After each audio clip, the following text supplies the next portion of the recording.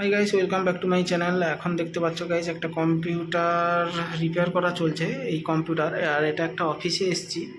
এটা একটা অফিস, এখানে অফিসে এসেছি। এই অফিসে এই কম্পিউটারটা ওএসের প্রবলেম ছিল, তো ওএসটা কাজ করে নিয়েছি। ওএস করা হয়ে গেছে, ড্রাইভার দেওয়া হয়ে গেছে। এবার শুধু স্ক্যানার ইনস্টলেশান আর সফটওয়্যার ইনস্টলেশান হবে। তো এখানে গাইস দেখতে পাচ্ছ অটোক্যাড বলে এই সফটওয়্যারটা রান নিচ্ছে না কোনোভাবে। তো এটাকে আগে ঠিক করতে হবে।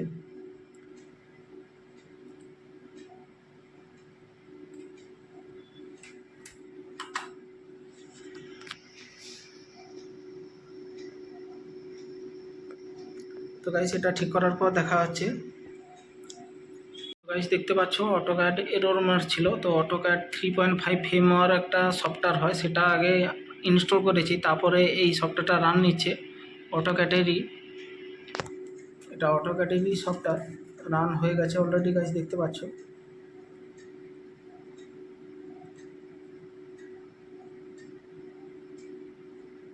ডাউনলোড চলছে।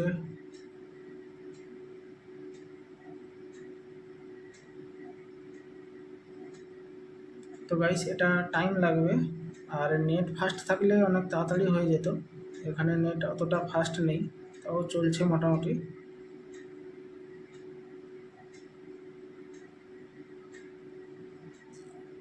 তো অটোক্যাড কমপ্লিটের পর আমি ওপেন করে গাইস দেখাবো। তো ততক্ষণ ভিডিওটি দেখতে থাকবে। ভিডিওটি ভালো লাগে।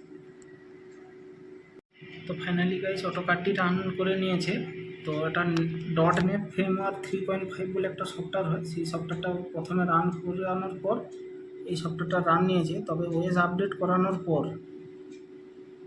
এমন নয় যে .NET ইনস্টল করার পর এটা নিয়েছে, তা নয়।